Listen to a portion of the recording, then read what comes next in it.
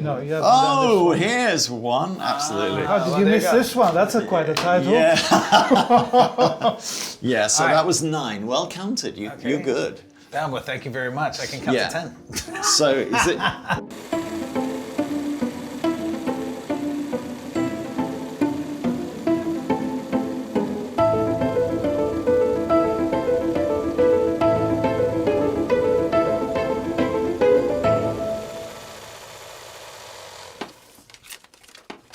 Who wants to go first? Who's going to? So just so you know, we're whittling it down. No, we're not whittling anything down. Right now, the UK Film Festival has basically gone through their process with the committee and between you guys to basically whittle it down to the top 10 unlisted. So this is not the from 1 to 10. This is just the best 10 scripts. You know? We believe, and I just want to say that the standard's been incredibly high. So if you didn't get in the top 10, doesn't mean your script couldn't be one that would be picked up by another company. We just had to decide. You know, there's the committee, there's Petros, there's me, and these are the ones that sort of floated to the top on the general democratic voting system along the way. And I look at them all and they're all very strong. I love them all. And also I would say it was a very tough competition because in total, we received almost about 300 scripts. Right. So to go from 300 to 10, it's a very tough competition. We received scripts from all over the world, different genres, from science fiction. We even received a Western. Nice. 3 minutes, which is very interesting. Social dramas, comedies, everything. People explored all sorts of subjects and themes. And it was a very, very interesting read for almost 300 scripts, I would say. Who's going to have the first one? Murray, you're going to go first? So what's the first one of the 10? Right, well, so this is a piece by Jonathan Bogolasky, and it's called 3 Guys Walk Into an Elevator. And what I love about this is it's one simple setting. There's a mystery. It's a sort of Tarantino meets Twilight Zone. Right. And it's very surreal, and it's got a great reveal. What's the next one? Yeah. So next one is, it's called I Don't Mean to Bother You by Martina Blachik. We really love this one because it's based on a very simple everyday moment about an old lady being outside her home and asking for people to help her to fix her television. And it makes a very, it's done with great sensitivity, and it makes, it's done through a very nice, simple, everyday, naturalistic dialogue. And it makes a very touching and heartwarming comment about elderly people and loneliness. Nice. And this is a drama. This is a drama. Nice, yes. lovely. Now, so this was more of a bit of a thriller, suspense? It's a mystery, and Mystery. and as I say, it has a Twilight Zone element. I love that. That's great. So there's already 2 different ones. That's fantastic. Oh, they're totally different. They're in different boxes altogether. That's In awesome. fact, that's what, in the 10, we haven't done this by choice. We haven't gone, let's tick that box. But there's a lot of genre what it covered, emerges. you know, Yeah. just by coincidence. I love that. So, next one, Murray. So for me, we have a script here by Hazel Allen called The Receipt. Set in a cafe and outside a cafe. It's a really harrowing and deeply touching story about extreme regret. And that's all. In a way, I don't want to give too many spoilers in this moment. It's a very dramatic situation. The payoff is the regret, but it's not about regret. Brilliant. It's about a very harrowing situation That's that awesome. comes about. Okay, great. What was that called again? It's called The Receipt by Hazel Allen. And it's got a bit of an irony about superheroes and heroes in general, right? No? Bit of a point. Yeah, it's a good point. Yeah, it's poignant. That's amazing. All right, next one. Next one is called The Attendant by Stavros Pambalis. Ooh, Stavros. I know Stavros. I'm just so you know, he didn't tell me Stavros was going to submit, but he's a friend of mine, and I'm glad his script made it into the top 10. But Yeah. I had nothing to do with that. This is entirely the UK Film Yeah, Festival choosing I'm it, just so you know. surprised. So it's so I haven't read the script. I deliberately didn't read anything, so I'm staying out of any decision making here, just so everybody knows. So this is on Stavros' merit alone that the script arrived. Yeah, here, and it's right? a UK Film Festival committee, plus Yeah. Petros and I have chosen it. Exactly. And of course, your membership's going to make the choice. They're going to later, make the right? final decision So- on which script gets picked, so it has nothing to do with me. Just full disclosure, I guess. But what's the script about? Because I don't even know. So this is a science fiction story about the end of the world. Now, we usually advise people, guys, don't go too epic with a 3-minute story because it would be difficult to make it. Yeah. But this is amazing because he managed to be epic without needing an epic budget to make it. I can see why that appeals to you then. It's science fiction about the end of the world, talking about sacrifice with a very powerful social comment, all done in a gas station, basically. Amazing. And I think that's the whole point of short films and 3-minute scripts, to be able to tell a small story, a small little everyday moment, which can include a lifetime and talk about big things, even the end of the world.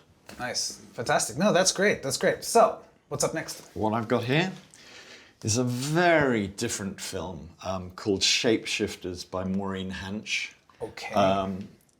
It's set in a changing room, one cubicle in particular, and she really breaks all the rules. Most of the action takes place in the adjacent cubicle, and one person has the emotional journey based on what's happening in the adjacent cubicle, but the final reveal is distressing, very touching. That's all I want to say. Amazing. Remember, no spoilers. Amazing. That sounds super intriguing. I like that. Yeah. All right. What else is there? The next one is called Care Home by Sam Windle. Now, this is what I call script writing, thinking outside the box, because it doesn't have the classical structure of beginning, middle, and end. It's not necessarily dramatic. I would say it's quite de-dramatized. Mm-hmm. It's about someone looking after an old man, and that's it. And it's very lovely, naturalistic dialogue between them, but it's a very great reveal in the end, which again makes a very interesting social comment. Nice. Yeah. That's brilliant. And that would be a drama, or it's? So You said it's breaking the rules. So. It's like it's breaking the rules. In terms of, it looks like a documentary. It's very real. It's free of structure, but it's a drama. Right. It's like a kind of docudrama. Mm-hmm. All right. Interesting. Yeah. Very interesting. Very different. It doesn't have the typical 3-act structure. Right. I love that. I love how it's thinking completely outside the box, and he managed again to take a very small moment of everyday life and make a comment without being too dramatic and tricksy. Right. That sounds awesome. All right. What do we have next? We have a script by Henry Morgan called Mug. This takes place on a darkened street under the street lights. It's a great situation. I won't tell you too much. It's very funny, very easy to shoot. 3 characters. And a motorbike. Oh, 3 characters. That should be the title of the script. 3 characters and a motorbike. 3 men walking to a lift. 3 characters and a motorbike. Yeah. So no, but that sounds great. That's a comedy. It is a comedy, but it actually hits you like a quite dark in the comedy. solar plexus as well. Yeah, it's Right. dark. That's awesome. Yeah. That's great when that happens. Yeah. All right. What do we have left? We have another great script called Free Falling by Carl Mather. Okay. I think this is from Australia. Mm-hmm. And this is a great one. It's about someone going on a skydive. And it's done through a voiceover, which I always thought it's a very great device to use in a short film, a very small short film. It's got a very nice voiceover, very humorous, and it manages to talk about irreversibility of time, fate, life, all through a free fall. Right. Very spectacular, dramatic, very nice piece. We really enjoyed reading. That's right. A bit challenging how to would make. how would you describe it? Like, is it also a drama, or?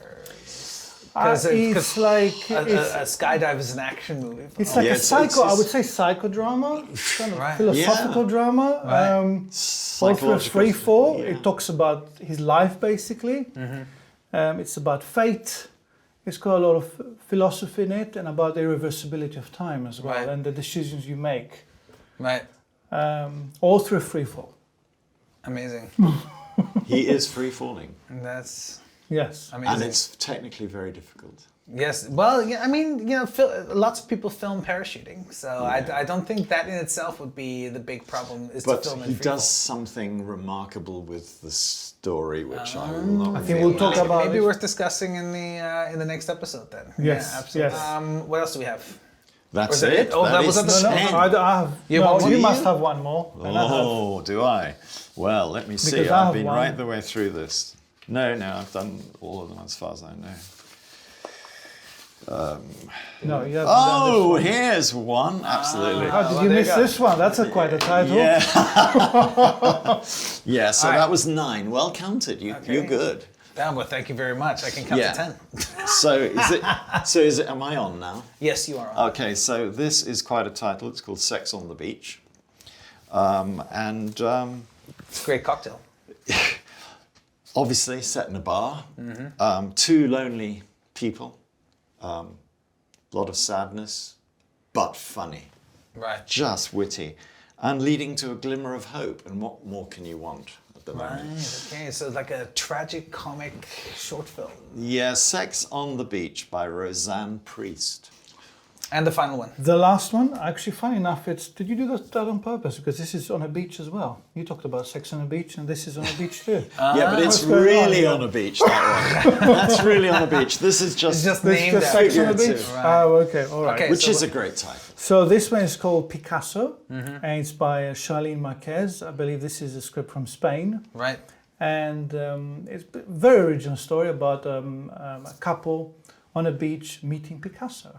Oh. And it's again a great way how in only 3 minutes you can be spectacular without going epic with your budget and with explosions and all that by just having Picasso.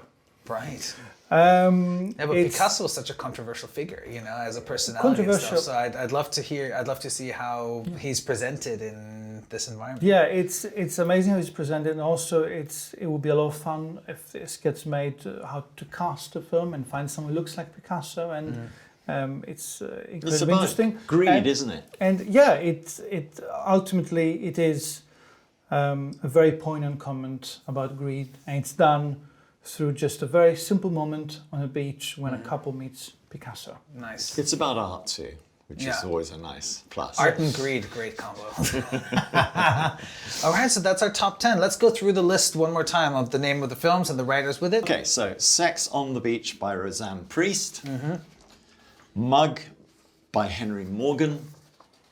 Congratulations, everybody. 3 Guys Walk into an Elevator, Jonathan Bogolavsky. Nice. The Receipt by Hazel Allen. Shapeshifters by Maureen Hansch. Okay. And we have also I Don't Mean to Bother You by Martina Blachik, The Attendant by Stavros Pambalis, Free Falling by Carl Mather, Care Home by Sam Windle, and Picasso by Charlene Marquez. All So right. congratulations. Congratulations. Congratulations to all of them. Congratulations to all of those 10. It was a fairly complex selection process. Did you say in the end? I mean, we showed 3 readers as part of the web series, but you said there's you had many You more. had 20. Or Yeah. something We like that, used right? we used 20. We can go to even more if there's more demand. Right, but right, yeah, right. we had about 20. The scripts were read many times, and yeah, we looked at everything really thoroughly. We always, our goal is not to miss anything and try and find the best scripts and make a really And great film. We from it. have. Yes. We have found We really have, great. I great. believe, yeah, Any of of course, yeah, we're these very pleased could with- be the one. Right. On So this. you guys now will have the arduous task of actually having that list. You know what I mean? So, Yeah, getting it down to 5 later was going to be very yeah. difficult So- because any of these could be. You know? They all have their own, very strong qualities, and Yeah, it will be a very difficult discussion basically to whittle down to 5. I wish we could make all 10 because they all deserve, Maybe we should make they all all deserve 10. to be made. One thing I will try and do, and I think we should all do, is I have a few producers that I know that are well-known contacts, and a few directors that I know that are well-known contacts. And I'll be like, hey, look, these are the 10 scripts that have made it this way, you know, you should have a look. Is there anything in there that's of interest to you? You know, these are all good scripts. UK Film Festival selected them, and you should definitely have a look. Even if one doesn't win, you guys should consider pursuing this. But one of them will definitely get selected, and one of them will definitely get made. So, but the next up is you guys basically cutting it from 10 to 5. More sleepless nights. Thanks, guys. Thank you.